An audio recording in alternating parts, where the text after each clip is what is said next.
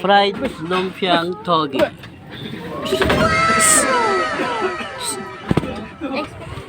Oh, sarap na arroz caldo.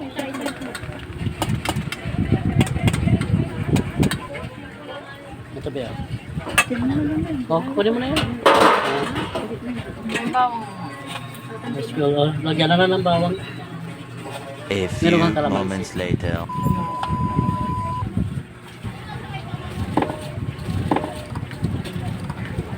Next, ready to serve. Okay na. Di na lang. Yun na lang. Bayag na lang daw, itlog ba? Oo.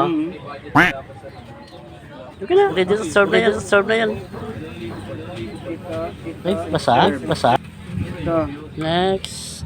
Ayan, dito na naman kami sa arroz kalduhan.